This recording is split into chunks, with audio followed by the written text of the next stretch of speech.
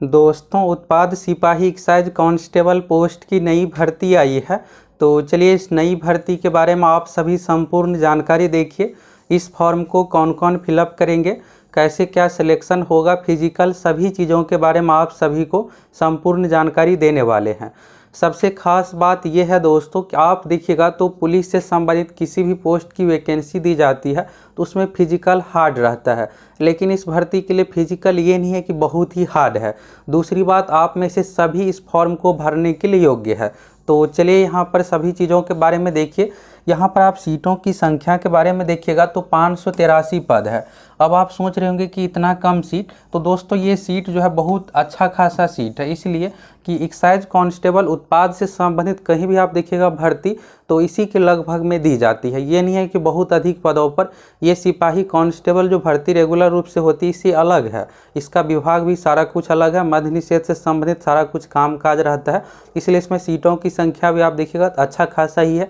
बाकी चलिए इसके लिए योग्यता क्या है, मिनिमम एज, मैक्सिमम एज और एग्ज़ाम का सिलेबस क्या कुछ है, फिजिकल दौर कितना क्या है, सभी चीज़ों के बारे में आपको एक एक करके संपूर्ण जानकारी देने वाले हैं। तो यहाँ पर दोस्तों फाइनली ऑफिशियल नोटिफिकेशन आ गया है। दूसरी बात, यहाँ पर आप ये जानना चाह रहे होंगे कि अदर स्टेट वाले क्या इसमें एलिजिबल है, तो इसके बारे में भी आप सभी को बताने वाले हैं। इसको लेकर आप सभी निश्चिंत रहिए सारा कुछ। यहाँ पर आप सबसे पहले इस नोटिफिकेशन में देखिएगा तो यहाँ पर तीसरे नंबर पॉइंट में जो कि सीटों की संख्या के बारे में बताया गया है। तो पहला यहाँ पर आप देखिएगा अनारक्षित यानी जनरल का सीट, तो 237 सीट है। इसके बाद इसमें से 12 सीट महिलाओं के लिए रिजर्व है, बाकी खेलकूद कोटा में इन सभी को मिलाकर 12 सीट है। इसके बाद यहाँ पर अनुसूचित जनजाति का 148 सीट है, अनुसूचित जाति का है 57 सीट, अत्यंत पिछड़ा वर्ग 50 सीट है और पिछड़ा वर्ग 32 सीट है। और ये क्या हुआ तो आर्थिक रूप से कमज़ोर वर्ग के लिए यानी EWS के लिए 59 सीट है। इस तरह से टोटल मिलाकर आप देखिएगा तो 583 सीटों की संख्या है। अब जनरल वाला जो सीट है दोस्तों, इसमें सभी एलिजिबल, अगर आप दूसरे राज्य से है तो भी आप इस फॉर्म को भर सकते हैं। तो बाकी चलिए आप फुल नोटिफिकेशन देखिए और आपको एग्ज़ाम पैटर्न सभी चीज़ों के बारे में समझ लेना है, जिससे आपको फॉर्म भरने से पहले ही सभी चीज़ों के बारे में पूरा जानकारी हो। एग्ज़ाम का सिलेबस क्या कुछ है, आपको फॉर्म भरना चाहिए या नहीं, फॉर्म का फ़ी कितना क्या है, सभी चीज़ों के बारे में आप सभी को बताने वाले हैं। ये रहा दोस्तों आपके सामने फुल नोटिफिकेशन। तो यहाँ पर चलिए इस भर्ती की सभी चीज़ों के बारे में एक एक करके संपूर्ण जानकारी देखिए। परीक्षा शुल्क यहाँ पर आप देखिएगा तो बहुत ही कम रखा गया, मात्र 100 रुपये रखा गया। अगर आप जनरल कैटेगरी से अदर स्टेट से है तो आपको यहाँ पर 100 रुपये का पेमेंट देना पड़ेगा। बाकी यहाँ पर देखिएगा SC ST कैटेगरी में तो 50 रुपये का यहाँ पर पेमेंट है, सारा कुछ यहाँ पर दिया हुआ है। और अन्य चीज़ों के बारे में आप सभी एक एक करके देखिए। रिक्तियों का विवरण तो आप देख चुके हैं कि टोटल सीटों की संख्या यहाँ पर 583 है, जिसमें से महिलाओं के लिए सीट 30 है, खेलकूद कोटा में 12 सीट है और अन्य क्या यहाँ पर देखिएगा दिव्यांग, इन सभी चीज़ों के बारे में है, यहाँ पर सारा कुछ कहा गया है। और अन्य चीज़ों के बारे में आप सभी देखिए। इसके बाद यहाँ पर आप देखिएगा, यहाँ पर क्वालिफिकेशन यानी कि योग्यता के बारे में देखिए, जो कि आपके लिए, आप में से सभी इसी के बारे में जानना चाह रहे होंगे कि इसके लिए योग्यता क्या कुछ रखा गया है। तो यहाँ पर योग्यता के बारे में देखिएगा दोस्तों, तो उत्पाद सिपाही पोस्ट के लिए यहाँ पर पे मैट्रिक्स जो रखा गया लेवल 2 का रखा गया 19,900 बेसिक सैलरी है। 19,900 ये बेसिक सैलरी हो गया। इसमें आपका हाउस रेंट जुटेगा, महंगाई भत्ता जुटेगा और जो भी चीज़ें दी जाती है, वर्दी का पैसा, सारा कुछ जुटने के बाद इससे अधिक आपको लगभग 30,000 सैलरी इसमें मिलने वाला है। इसके बाद देखिएगा यहाँ पर न्यूनतम शैक्षणिक योग्यता के बारे में, तो भारत के अंदर मान्यता प्राप्त शैक्षणिक संस्थान से मैट्रिक परीक्षा उत्तीर्ण, यानी कि इसमें क्वालिफिकेशन में जो चाहिए दोस्तों बस 10th चाहिए। दूसरा चीज़ यहाँ पर परसेंटेज मार्क्स का कोई कंडीशन नहीं है, बस आप 10वीं पास है किसी भी बोर्ड से, भारत के अंदर किसी भी मान्यता प्राप्त बोर्ड से 10वीं पास है तो आप इस फॉर्म को भरने के लिए योग्य है। तो यहाँ से तो क्लियर हो गया कि आप सभी इस फॉर्म को भरने के लिए योग्य है, जैसा कि आप सभी को शुरू में बताए थे। यहाँ पर स्टेट यानी राज्य का कोई कंडीशन नहीं है। तीसरा चीज़ यहाँ पर और अन्य चीज़ों के बारे में एक एक करके आप सभी देखिए। तो यहाँ पर और चीज़ों के बारे में आप देखिएगा तो न्यूनतम शैक्षणिक योग्यता जो यहाँ पर है, फॉर्म भरने की अंतिम तिथि तक आपके पास होना चाहिए। इसके बाद यहाँ पर देखिएगा जो यहाँ पर खेल से संबंधित है उसके बारे में, यहाँ पर ओलंपिक में मेडल, इन सभी चीज़ों के बारे में राष्ट्रीय स्तर पर सारा कुछ होना चाहिए। दूसरी बात, फॉर्म आपको कहाँ से फिलअप करना है, तो यहाँ पर jssc.nic.in झारखंड एसएससी का ये ऑफिशियल साइट है, इसी से आप सभी को फॉर्म फिलअप करना है। अब आप सोच रहे होंगे कि हम तो दूसरे राज्य से है, बिहार उत्तर प्रदेश से है, तो क्या इस फॉर्म को भर सकते हैं या नहीं। तो शुरू में ही दोस्तों आप सभी को बताएं कि इस फॉर्म को भरने के लिए सभी योग्य है। जनरल कैटेगरी का जो भी सीट है आप सभी सीट के लिए योग्य है। पहले क्या होता था कि झारखंड में लोकल वाला नियम कंडीशन लागू किया गया था कि 10वीं पास 12वीं पास जो होना चाहिए झारखंड से, और इसी को लेकर देखिएगा तो पिछले 3-4 साल में झारखंड में जो भी भर्ती आई है सभी वैकेंसी को रद्द करना पड़ा और फिर से नए सिरे से ये सब वैकेंसी आ रही है। ये भर्ती पहले ही आई थी, उसमें लोकल वाला कंडीशन था जो कि कोर्ट की ओर से रद्द कर दिया गया। अब नए सिरे से यहाँ पर क्या है कि जैसे पहले चल रहा है, अभी बिहार में ही देखिएगा तो 21,391 वाले जो वैकेंसी है उसमें जनरल का जो भी सीट रहेगा उसमें सभी अदर स्टेट वाले भी एलिजिबल रहेंगे, उत्तर प्रदेश झारखंड वाले भी फॉर्म भरेंगे। उसी तरह से झारखंड की भी ये बहाली में सभी एलिजिबल है, जनरल वाले सीट सभी के लिए, बाकी जो रिजर्व कैटेगरी का सीट है वो वहाँ के जो रिजर्व कैटेगरी वाले हैं उसके लिए है। तो यहाँ से तो क्लियर हो गया कि आप सभी इस फॉर्म को भरने के लिए योग्य है। अब चलिए इसमें फिजिकल का पैटर्न क्या है, लिखित परीक्षा का पैटर्न क्या है, कितना एग्जाम देना पड़ेगा, बिहार उत्तर प्रदेश इसका बिल्कुल हट के पैटर्न है, तो इसलिए आप सभी को सभी चीज़ों के बारे में समझ लेना चाहिए। तो यहाँ से अन्य चीज़ों के बारे में आप सभी देखिए। शारीरिक माप में देखिएगा तो हाइट बहुत ही कम मांगा जा रहा है, 165 का कंडीशन यहाँ पर नहीं है। अनारक्षित और आर्थिक रूप से कमज़ोर वर्ग के लिए यहाँ पर जो है न्यूनतम 160 सेंटीमीटर है, सीना 81 होना चाहिए, फुला करके 85 ये मांगा जाएगा। SC ST कैटेगरी में हाइट का कंडीशन 155 है। अत्यंत पिछड़ा वर्ग BC में 160 है, महिलाओं के लिए 148 है। तो यहाँ पर महिलाओं को बहुत कम रखा गया, बाकी पुरुष के लिए भी 160 का ही कंडीशन रखा गया है। इसके बाद यहाँ पर और अन्य चीज़ों के बारे में देखिएगा तो यहाँ पर मेडिकल के बारे में ये सब चीज़ों के बारे में यहाँ पर बताया गया है। और यहाँ पर अब एज के बारे में देखिए, एज का दोस्तों इसमें 2 कंडीशन है। पहला है मिनिमम का कंडीशन, तो मिनिमम का जो कट ऑफ डेट है 1 अगस्त 2023 के अनुसार आपका 18 साल होना चाहिए। यानी कि अभी जो 3 महीने बाद अगस्त आएंगे, तो अगस्त में अगर आपका 18 साल कंप्लीट हो रहा है तो भी आप इस फॉर्म को भरने के लिए योग्य है। अधिकतम का जो कंडीशन है 2018 के अनुसार मांगा जा रहा है, क्योंकि ये भर्ती से पहले आई थी, फिर विज्ञापन रद्द सारा कुछ हो गया था, इसलिए यहाँ पर मैक्सिमम एज का कंडीशन 2018 रखा गया है। तो मैक्सिमम में यहाँ पर देखिएगा तो 25 का कंडीशन है। तो 25 का मतलब ये हुआ दोस्तों कि अभी के अनुसार देखिएगा तो लगभग 30 साल हो जाता है। तो 2018 में अगर आपका 25 साल कंप्लीट था, आपको क्या करना है कि 1 अगस्त 2018 जो कट ऑफ डेट है उस अनुसार देखना है कि आपका 25 साल हो रहा है या नहीं। 2018 के अनुसार जनरल कैटेगरी के लिए हो गया 25 साल, BC में हो गया 27 साल, और SC ST में यहाँ पर देखिएगा तो 28। आगे चलिए देखिए, महिलाओं के लिए 28 साल है, SC ST में 30 साल का कंडीशन है। इसके बाद यहाँ पर ये तो क्लियर हो गया, यानी मिनिमम एज आपका 2023 में अगस्त महीने में 18 साल होना चाहिए। मैक्सिमम एज का कंडीशन 2018 के अनुसार आपका 25 साल होना चाहिए। यानी अभी का देखिएगा तो अभी वर्तमान में आपका 30 साल भी उम्र हुआ है तो भी आप इस फॉर्म को भरने के लिए योग्य है।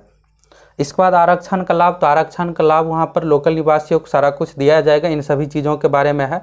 और अन्य चीज़ों के बारे में आप सभी देखिए।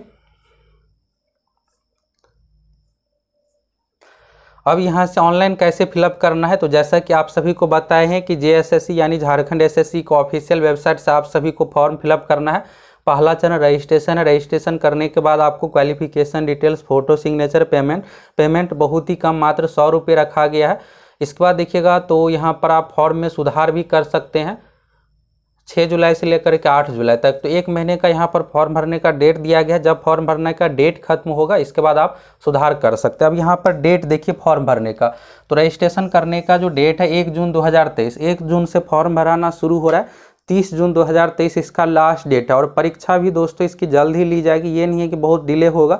ये सब भर्ती पुरानी ही है, लेकिन इस भर्ती को रद्द करके नया निकाला गया, इसलिए सारा भर्ती की प्रक्रिया सारा कुछ 1 साल के अंदर ही कंप्लीट किया जाएगा। परीक्षा शुल्क भुगतान करने की अंतिम तिथि है 2 जुलाई, ये आपको ऑनलाइन ही करना है।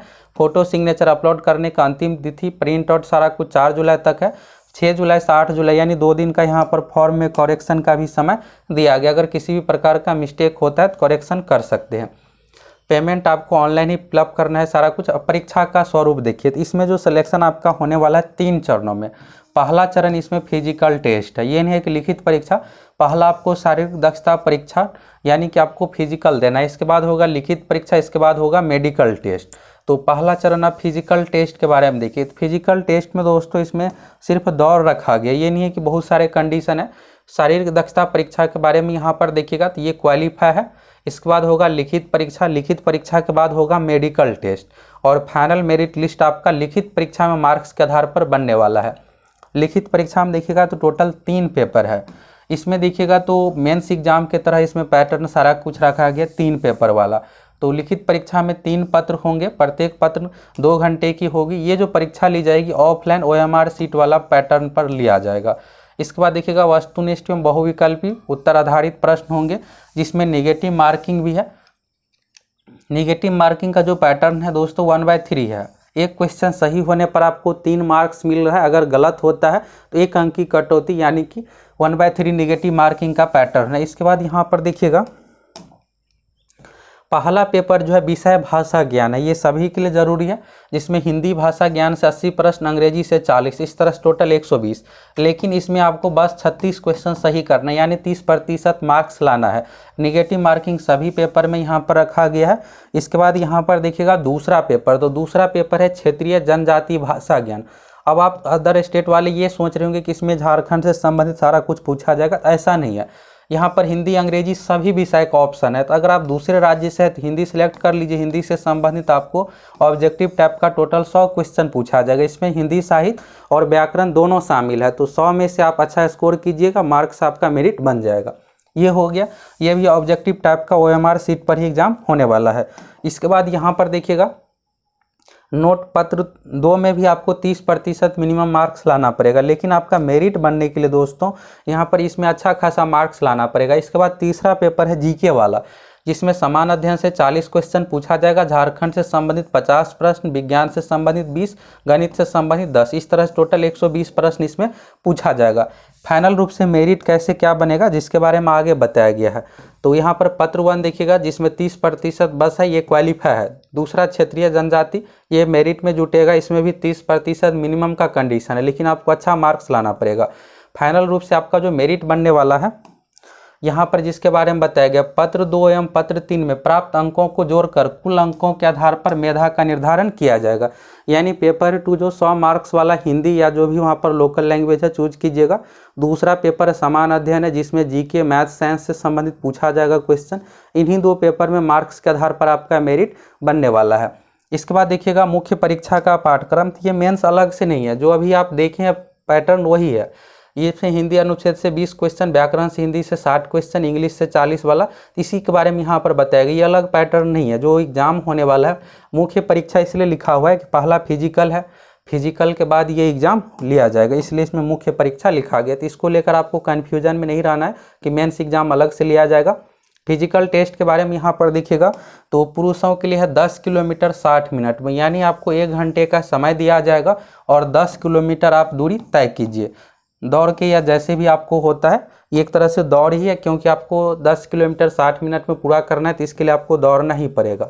महिलाओं के लिए है 5 किलोमीटर 40 मिनट में, तो 40 मिनट में दौड़ना है। और ये फिजिकल टेस्ट में हो गया, इसके बाद पास कर जाइएगा। तो इसके बाद लिखित परीक्षा होगा, लिखित परीक्षा पास होने के बाद मेडिकल टेस्ट होगा, और फाइनल मेरिट लिस्ट आपका लिखित परीक्षा में मार्क्स के आधार पर तैयार किया जाएगा। इसके बाद यहाँ पर देखिएगा मुख्य परीक्षा में तो कॉमन मेरिट लिस्ट सारा कुछ तैयार किया जाएगा। परीक्षा 1 से अधिक पाली में होगी तो उस कंडीशन में नॉर्मलाइजेशन सारा कुछ किया जाएगा। तो ये सभी भर्ती में रहता है। मिनिमम का कंडीशन यहाँ पर 40% मार्क्स है, तो यहाँ पर देख सकते हैं आप। बाकी अत्यंत पिछड़ा वर्ग के लिए 34%, BC कैटेगरी में 36, इसके बाद EWS के लिए 40 का कंडीशन सारा कुछ रखा गया। नियुक्ति के बारे में यहाँ पर है और अन्य जो भी चीज़ें हैं। चलिए इस विज्ञापन की सभी शर्तों को आप पूरा देख लीजिए। फॉर्म भरते इसमें आपको किसी प्रकार का मिस्टेक नहीं करना है, इन सभी चीज़ों के बारे में यहाँ पर बताया गया है। तो इस तरह से दोस्तों आपको इस भर्ती के बारे में संपूर्ण जानकारी मिल गया। फॉर्म कैसे क्या फिलअप करना है इसके बारे में भी आप सभी देख लिए। 1 जून से फॉर्म भराना शुरू हो रहा है, 30 जून 2023 इसका लास्ट डेट है। तो लास्ट डेट से पहले आप सभी को इस फॉर्म को फिलअप कर लेना है। एग्जाम पैटर्न क्या कुछ है इसके बारे में भी आपको अच्छे से समझ में आ गया। फिजिकल टेस्ट कैसे क्या होगा। अगर आपको कोई भी डाउट है तो इस वीडियो को शुरू से अंत तक देख लीजिए, आपको संपूर्ण जानकारी मिल जाएगा।